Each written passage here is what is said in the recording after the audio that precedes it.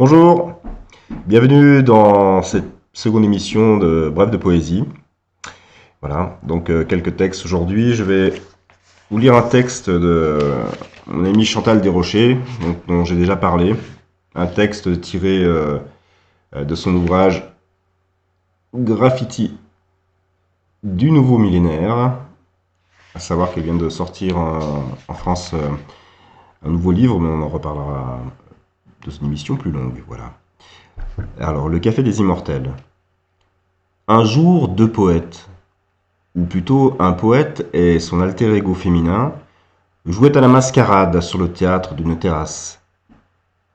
Masqués de loups, de plumes et de pans, leur désir, leur soif l'un de l'autre, faisaient en sorte qu'ivres d'éternité, ils s'abreuvent mutuellement à même les calices dorés. Après s'être rassasiés, ils s'enfuirent en plein délire d'amour et de folie douce. Les enfants du paradis avaient laissé des traces. Lorsqu'ils repassèrent 4 jours plus tard, quelle ne fut pas leur surprise de constater que leur table avait été laissée intacte par les serveurs endimanchés qui n'avaient pas osé froisser leurs âmes indélébiles. Joli poème. Voilà. On lira d'autres. Pas de rapport direct, rapport indirect avec les terrasses. Voilà, mais notre époque. Donc tout tiré des fleurs du mal, pardon. Baudelaire, le vin du solitaire. Le regard singulier d'une femme galante, qui se glisse vers nous comme le rayon blanc que la lune onduleuse envoie au lac tremblant, quand elle y veut baigner sa beauté nonchalante. Le dernier sac d'écus dans les doigts d'un joueur, un baiser libertin de la maigre Adeline, les sons d'une musique énervante et câline, semblable aux cris lointains de l'humaine douleur. Tout cela ne vaut pas, ô bouteille profonde, les baumes pénétrants que ta panse féconde garde au cœur altéré du poète pieux. Tu lui verses l'espoir, la jeunesse, la vie, et l'orgueil, ce trésor de toute gueuserie, qui nous rend triomphants et semblables aux dieux. À consommer avec modération. Voilà. Bah, pas Baudelaire, hein. Vous m'avez compris. Quelques textes aussi assez courts, de Prévert. Alors la scène. Ils sont à table. Ils ne mangent pas. Ils ne sont pas dans leur assiette, et leur assiette se tient tout droite, verticalement, derrière leur tête. Dans l'humour de Prévert, c'est...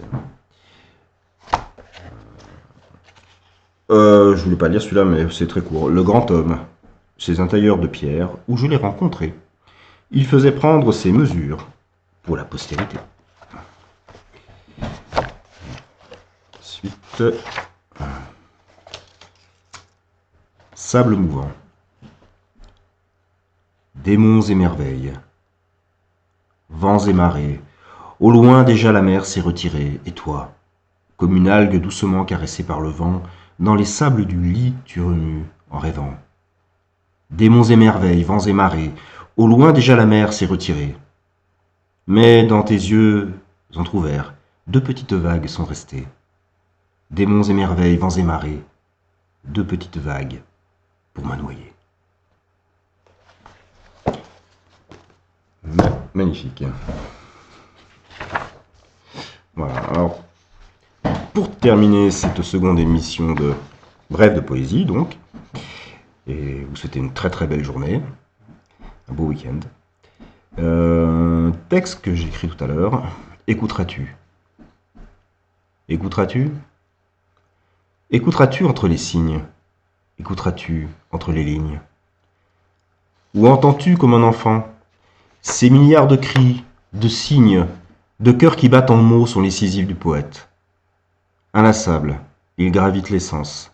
Inlassable, son Graal est l'essence. Il y a l'outre noir du peintre, il y a l'outre mot du poète. Découvrir l'Amérique, l'atome, la théorie quantique. Oublier le plus grand des voyages qui va de toi à moi. Et pourtant, chaque jour on embarque vers la terre inconnue, cet espace infini, l'autre. On cherche ce qu'on ne peut écrire, ce lien éternel entre nous, frères et sœurs. Il n'est pas dans ses traits, dans ses signes, il est tout autour. Au-delà, il est ce murmure que l'on entend si on écoute. Cette vibration éthérée du cœur. Ce grand ramdam d'amour qui nous unit, quoi que l'on écrive, quoi que l'on prie, quoi que l'on crie. Nous nous cherchons, mes sœurs, mes frères, nous nous cherchons entre les lignes. Voilà. Belle journée à vous tous et toutes. Et à lundi maintenant. Au revoir.